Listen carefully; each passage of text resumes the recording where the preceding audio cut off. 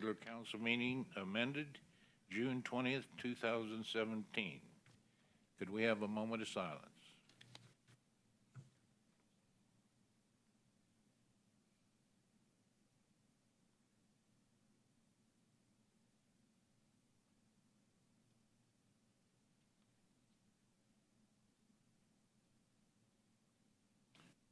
Mr. Farmer?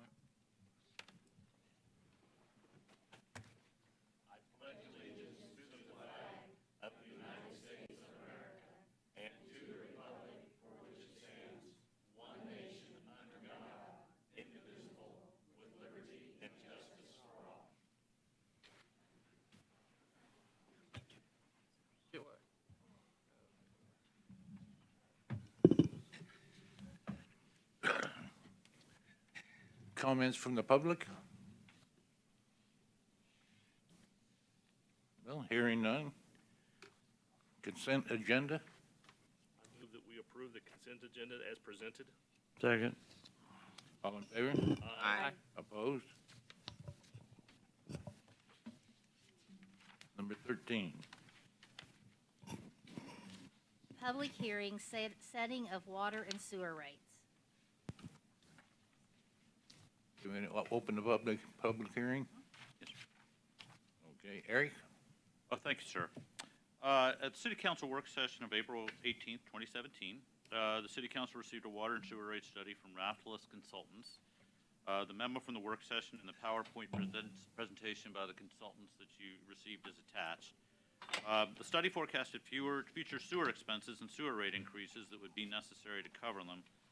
And it also considered the impact of financing the upcoming water treatment plant upgrade by either funding it entirely through the gaming fund with no payback to the gaming fund by water customers through increased water rates, or lending the money for the project from the gaming fund and repaying the gaming fund over a period of years through increased water rates, or some combination of the two. For sewer rates, staff recommended and continues to recommend an increase of 7% for calendar year 2018 for reasons that were stated in the April 18th memo, largely regarding passing through increases that we expect to receive from the city of Kansas City. But of course, council will have an opportunity to review that on a year-by-year basis. But for next year, based upon the increase that we did receive, we are recommending a 7% increase in sewer rates. For water rates, staff recommends the option of funding the water treatment plant upgrade through the gaming fund without repayment, based upon our long-term forecast and our feeling that the gaming fund could do that, and that would keep rates the lowest for residents. At the work session, some council members indicated a preference for that recommendation. Others indicated a preference for subsidizing the water treatment plant upgrade through the gaming fund to some degree, but not completely. So pursuant to that, attached for your consideration as part of this memo that's in your packet is the current long-term gaming fund forecast, which assumes that the water treatment plant upgrade would be funded entirely through the gaming fund with no payback to the gaming fund by water customers through increased water rates, just so you can see what the impact of that particular option would be according to our current projections, which can change from time to time, but those are our most up-to-date ones at this time. Based on the council feedback on April 18th, we would offer the following water rate scenarios for your consideration tonight. One, financing the water treatment plant upgrade 100% through the gaming fund without payback, which would mean a 0% increase in water rates according to the study. Or financing the water treatment plant upgrade with a 50% subsidy from the gaming fund and paying the gaming fund back with no interest. Or a third option, financing the upgrade with a 50% subsidy from the gaming fund and paying the gaming fund back with a 3% interest. So those are, and there, of course, there are other possibilities, but just based upon the council feedback we got, we thought we would present those to you tonight. We, at this time, would seek, after you've received public comment, some indication of what your desires are in terms of both sewer rate increase in calendar year 2018 and water rate increase in calendar year 2018. And then once we've received your direction, we would bring forth an ordinance that would then amend those rates for the next calendar year. That completes the staff report. If you have any questions, I'd be happy to try to answer them. Any comments from the public?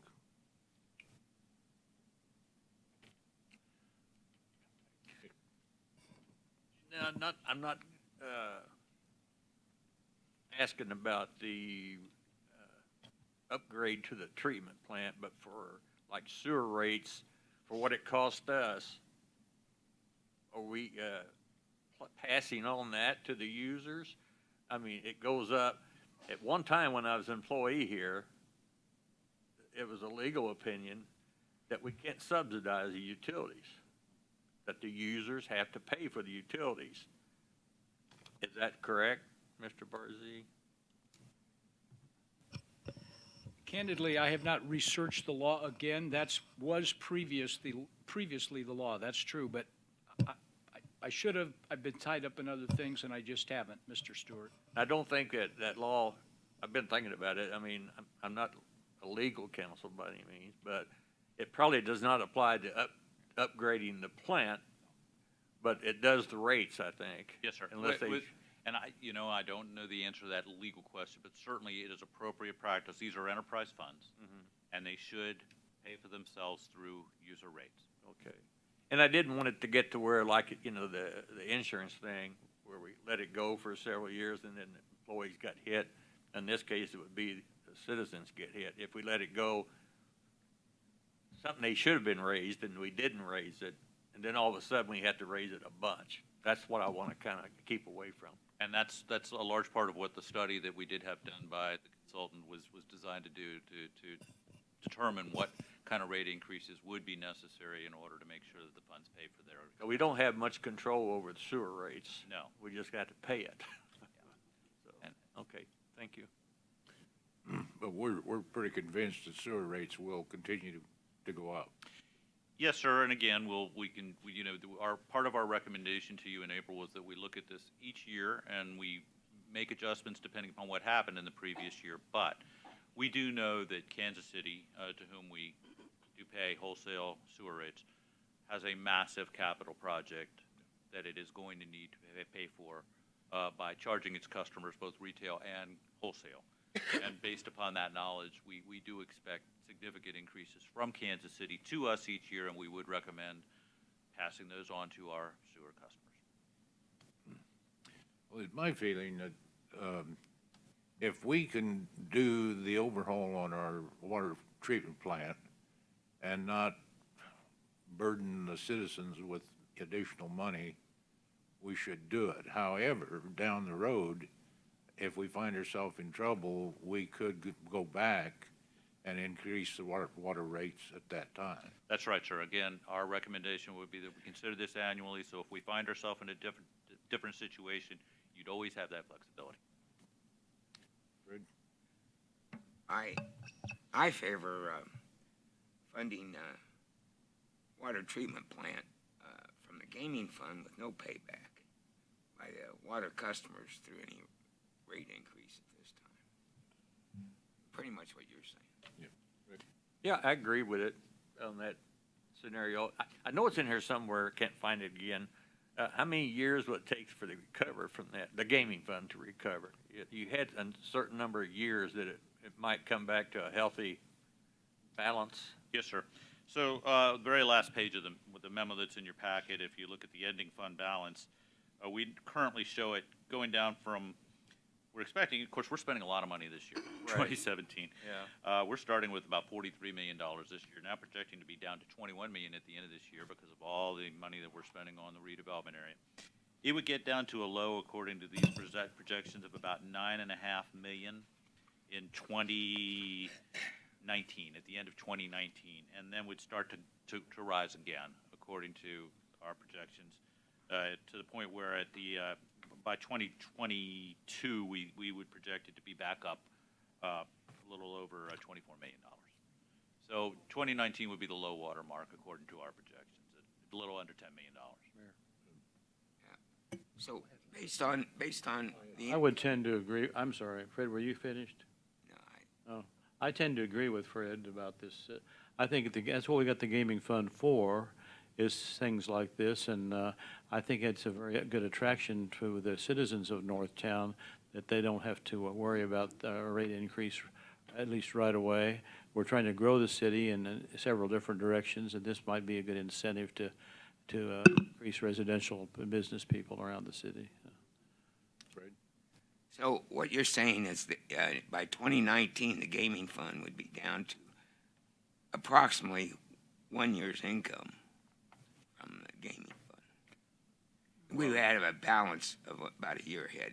Is it? You say 1 year's income, well, you're right, that's about right, yes, sir, in terms of the current income into the gaming fund, that's right.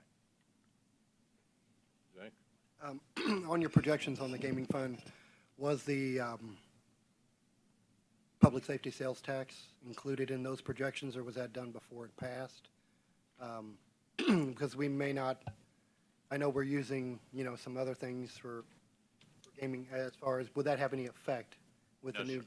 No? Now, the public safety sales taxes, we would be depositing into our general fund, Okay. would not be a gaming fund revenue, so it wouldn't Okay. affect the gaming fund one way or the other. Okay. I'm in favor of staff's recommendation. I do agree with reevaluating every year, as of course we have to do in a public hearing anyway, I guess. Because I think it's our responsibility not just to manage the gaming fund today, but to make sure that for future generations, or at least future of this generation, the gaming fund is there and usable, and we're being fiscally responsible. But I'm fine with the recommendation of staff. Thank you. I do support that as well, with the revisiting it every year as well. I agree as well. Okay. Have you We closed do. the public hearing, sir? Has that been done? No. So you would want to close the public hearing, and then I Close it. might ask for a motion from the council on the water rate and the sewer rate, just so we can have that on the record, and then I bring an ordinance to you, probably at your next meeting. Okay, let's close the public hearing, and, anybody want to make a motion, or?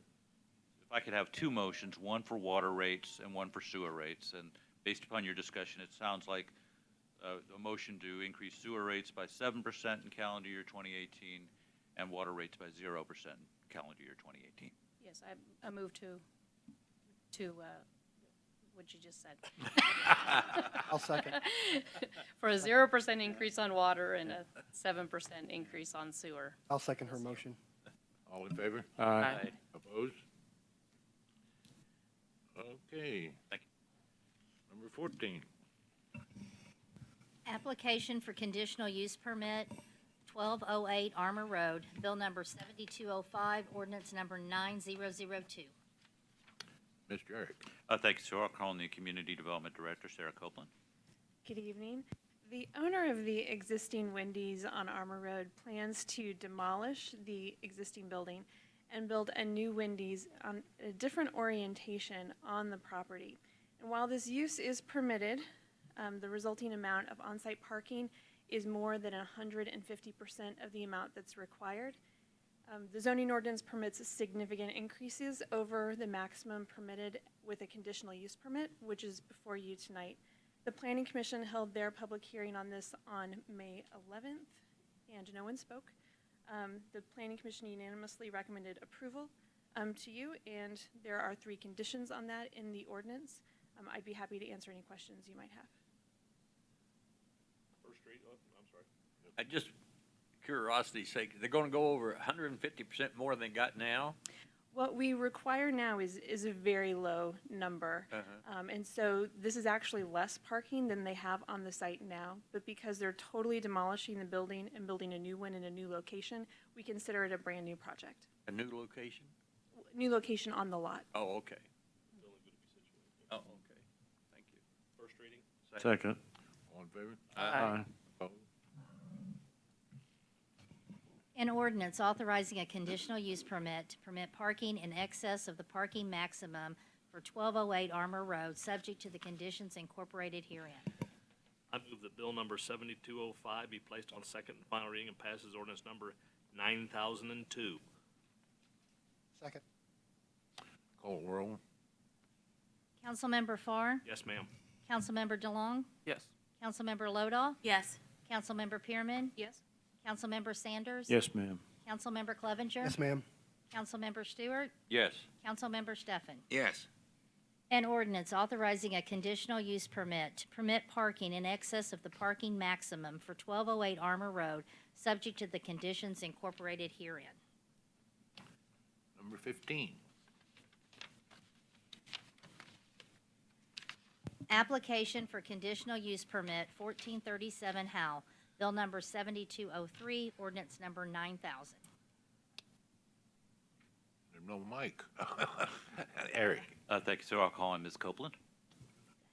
So this ordinance is for a conditional use permit for a conditional use.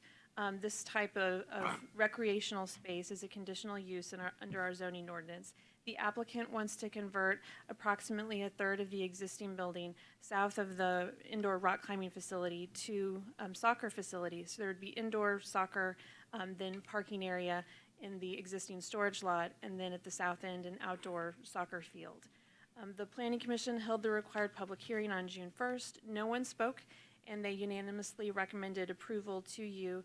There are a couple of conditions contained in the ordinance that are typical for other uses in this area and for instance, for the rock climbing facility. I'd be happy to answer any questions you might have. Right here. Fred? I think this is a pretty cool idea. Zach? I agree with Fred. Soccer's a big thing right now, and definitely was going to get some use out of it. Is staff comfortable with the parking, amount of parking that's going to, because they're going to add on, I guess, to a lot that's not being used now. So are you comfortable with the parking situation? I'm not sure I'd say I'm comfortable with it, but we're not uncomfortable. Okay. Rick? Yeah, I'd like to commend the Miller family, and I know there's another generation back here. You know, they've taken these old warehouses and making modern uses out of it. That's what we need more of. I'd love to see some lofts going in, but I think the trouble with that is we don't have too many multi-story ones that's available. But the Millers continue to, you know, to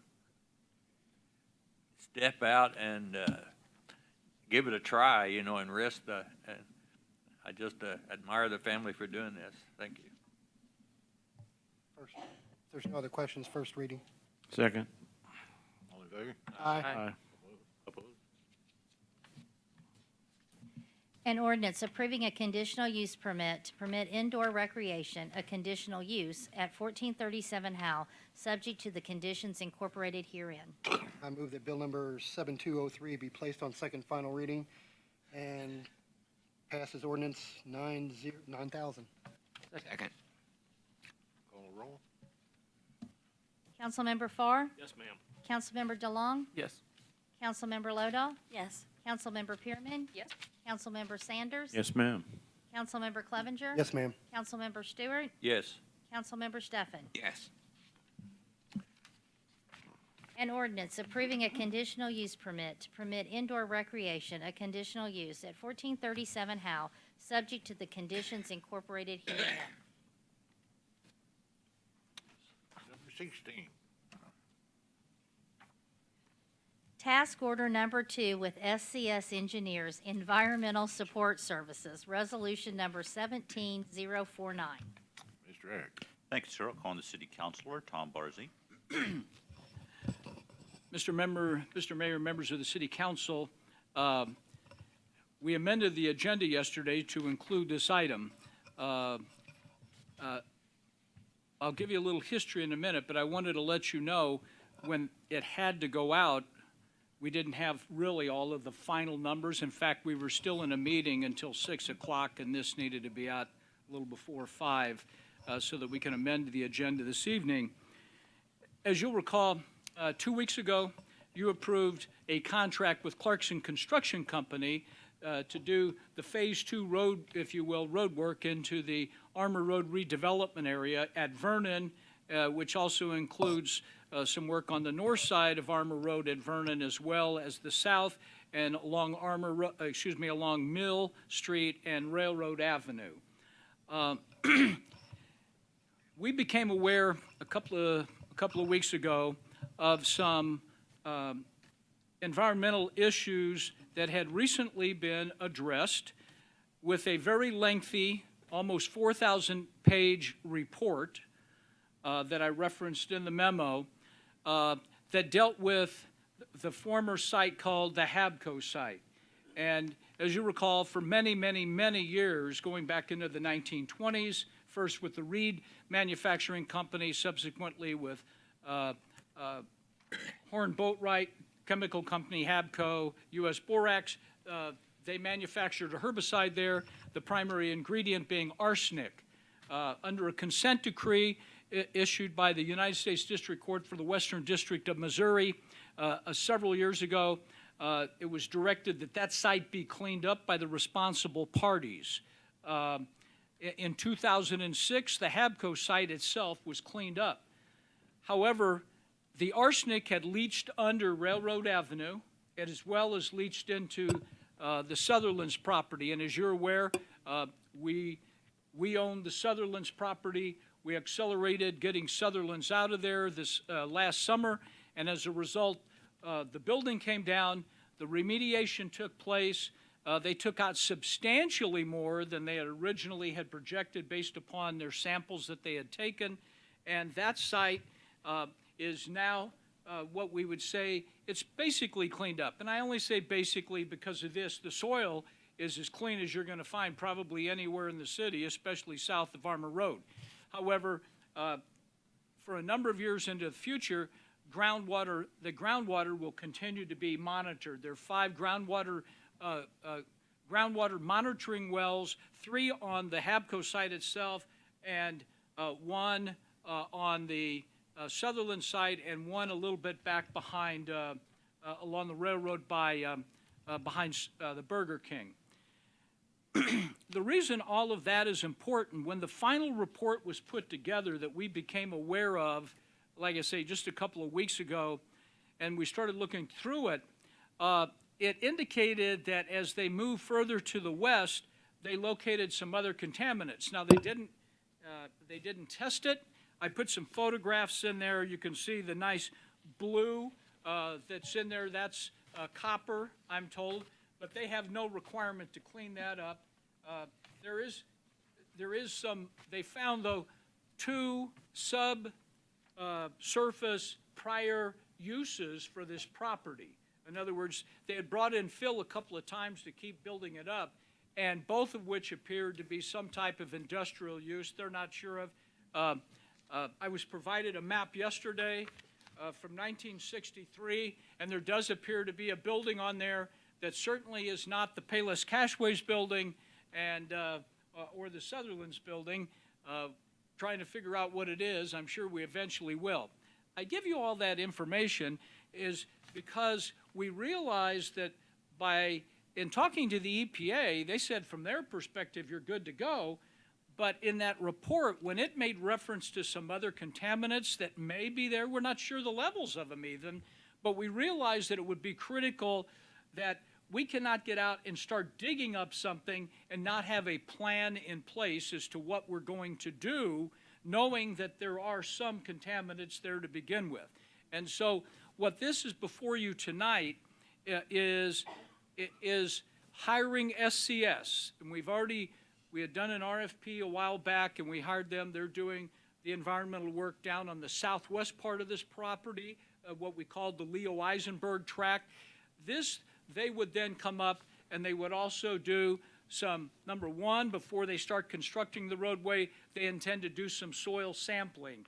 By the way, Mr. Dreiling with SCS is here tonight, so if you have any technical questions, he's definitely the man to ask. But in fairness to him, and the reason that this needed to be amended, he was really learning about all of this yesterday in a meeting, and based upon the report that I provided him late, like at 5 o'clock Friday afternoon, he came by to pick it up.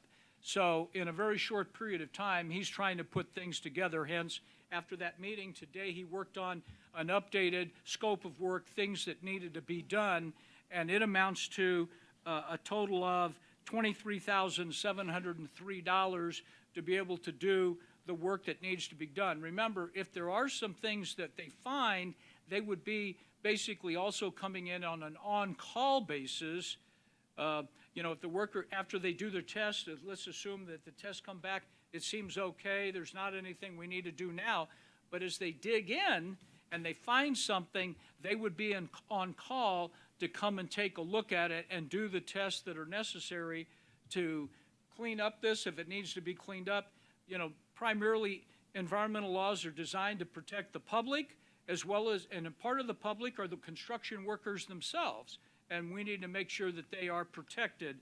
Hence, it's requested that that you would approve task order number 2 that would allow SCS engineers to do the specific work set forth in the task order and the attached letter from Mr. Dreiling and his firm today, as well as the actual breakdown of the cost proposal itself.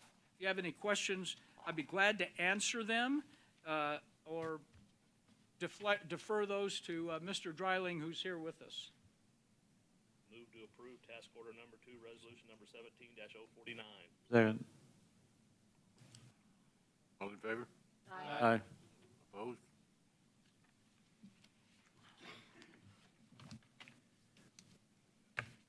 Number 17. Approving accounts due and payable by the city through June 16th, 2017. Bill number 7204, ordinance number 9001. First reading. Second. All in favor? Aye. Opposed? An ordinance authorizing payment for certain accounts due and payable by the city through June 16th, 2017. I move that bill number 7204 be placed on second and final reading and pass ordinance number 9001. Second. Call a roll. Councilmember Farr? Yes, ma'am. Councilmember DeLong? Yes. Councilmember Lodahl? Yes. Councilmember Pearman? Yes. Councilmember Sanders? Yes, ma'am. Councilmember Clevenger? Yes, ma'am. Councilmember Stewart? Yes. Councilmember Stefan. Yes. An ordinance authorizing payment for certain accounts due and payable by the city through June 16th, 2017. Mr. Herrick. Thank you, sir. I'd like to call on the Fire Chief, Gary Fisher. Good evening, Mayor and Council. Just a quick footnote. You may have read that we had anticipated going live with Kansas City Fire Dispatch tomorrow morning at 9 o'clock. We're pushing that out until next week or another date. We still have some work to do. And so I just wanted to give you a heads up on that, and we'll let you know as soon as we have a date confirmed, and be happy to answer any questions you might have. Thank you, Chief. And just a couple of things from me, in addition to the upcoming city items of note that's in your packet. First of all, I'd just like to alert the council, remind the council that I will be taking some time off beginning Friday the 23rd, and I'll be back in the office on Monday, July 3rd. And then also like to remind the council that July 4th, which would normally be your next meeting date, of course, is the first Tuesday in July is Independence Day, and so you had previously indicated that we would meet instead on Wednesday, July 5th. So that will be your next meeting date. That's all staff has, sir. Thank you. Thomas. Want to thank everybody for their work about the slight storm we had. I know they came, Johnny on the spot, and picked tree limbs up. There's still a few up in our neighborhood that need to be picked up, I guess, after the fact. But the tree service came, and the chippers are running and swiped through at least our neighborhoods, lickety split, and took care of everybody. I just want to commend everybody that did a fine job.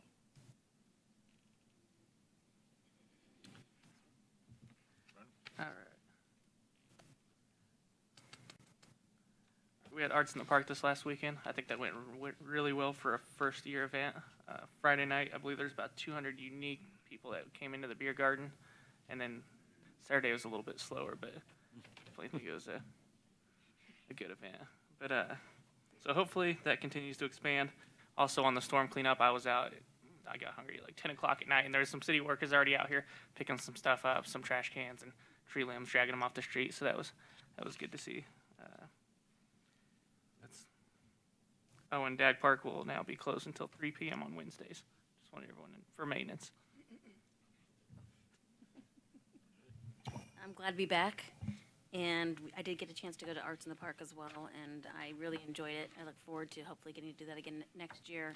I would love to have a couple of water events included in that, depending on the weather, of course. Other than that, that's all I've got. I also attended Arts in the Park. I thought it was great for a first-year event, so I'm excited to have that come back again, hopefully next year. Also, my daughter's participating in some cool North Kansas City events. Rock climbing camp at Rock KC called Rock Crushers. She's the only girl in that class, which I heard about today, but she still likes it. And the summer reading program with North Kansas City Library, which they do every year, and it's really a neat program. They have a lot of sponsors that are some of our businesses around here, and they give the kids at the end of the year like a bag, and it has cool stuff in it, and she loves that program every year. And then I also attended the Armor Road Open House, thanks to Sarah and crew, and that was really interesting to see the different ideas about Armor Road and what we can do with Armor Road to make it a little more pedestrian and bike-friendly. And I unfortunately missed the ribbon cutting for the B-Cycle bike share stations, so those are cool. And I actually, when I came in here, I saw a couple people riding around on them, so they're getting some use already. And they look cool, even just sitting out there, so cool looking bikes. That's all I have. It's all personal stuff tonight. Thank you. Well, I too got to attend the arts fair. It was very nice. Weather was good, and I got to draw on the mural or whatever it is that's going to go up in our new building. So you all will notice that when you go down there, you'll see what I did. Probably not. It looked good. It looked pretty cool, and the bike share was really nice. They've got some up down there by our complex, and I haven't seen anybody riding around on them yet. But I've got to buy a $6 bike helmet, I think, if I want to. My wife said not to get on one if I put a helmet on. So, and finally, I just love Dag Park. I just got to put a plug in for Dag Park. It is such a wonderful place. Any of you folks out there that have any children, grandchildren, or anything like that that you would like to take down and have a wonderful time, I'm the proud great-grandfather of a year-and-a-half-old boy, and he just loves that place. And it's just wonderful. So I want to thank everybody. So I'm thanking myself that was involved in getting it going. That's about all I had. Well, I want to echo the comments on the bike share. I have seen people riding them already. I was sitting at First Watch on a Sunday and watching somebody drive by. Now they were on the sidewalk, but they were riding the bike. So I think that's a good thing that we've done. And I think the Armor Road Complete Street, we gave some good feedback on that. A couple of other things. I want to also echo Rick's comments on the Millers and Store Safe and having innovative uses for warehouses. I'm glad we were able to approve that for them. Today I attended a meeting up at Clay County Economic Development Council, and they were talking about the airport and the KCI airport and what they want to do in building the one terminal. And I learned a lot of new information. I would recommend, if you're interested in the airport topic, to go to www.flykci.com. The presentation that they gave to us today is on that website, giving some good information about why they think one terminal, or at least, updating our airport is needed for the airlines, possibly even being able to have international flights out there. Security is a big issue up there. They don't have a lot of room for security. Bag claim as well. I didn't know that they just had one belt that took the luggage down to the loading area. And if that belt breaks, which it did one time, it was out of commission for 4 hours and the bags were just piled up. So, but there's some really good information on that. So I would recommend that if anybody's interested to go to that website. It was a very good presentation. Also, they were very clear that taxpayer funds will not be used to build a new one terminal. It'd either be airport bonds or private financing, so it would not be tax dollars. I was going to talk about the Buck O'Neill Bridge thing as well, but the council member from Kansas City came a meeting or two ago and already spoke about that. The only other thing is that we got a birthday boy in the house today. It's Eric's birthday. Facebook said he was 80, but I didn't believe that. So happy birthday, Eric, and enjoy your vacation. Well deserved. So if you want us to sing you happy birthday, we can. No, thank you, sir. Other than that, that's it. I wish I could have remembered the Arts in the Park. I just flat forgot it. And for his contributing, mine could be stick people. you know, that's all I can draw. But I understand it was a great success for the first time, and next year I'll write myself a note or something. I'd like to give some compliments to Codes. They really helped us out in Ward 3.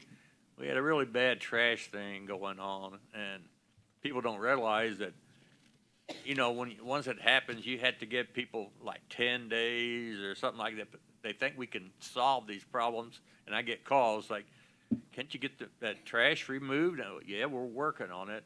And Codes people kept on it, and they had a deadline of Monday and Sunday. I noticed when I made my tour of my ward that it was gone Sunday, so they got rid of it just the day before their deadline. But they did get rid of it. It was really bad. I guess the city crews are working on some of the tree limbs and stuff that got taken down by the storm. I don't know, it looked like a whole tree got down on 21st Street. But appreciate that.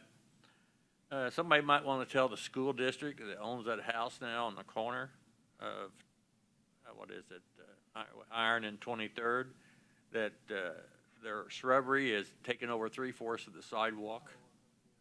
I walk a lot, and it needs to be trimmed back.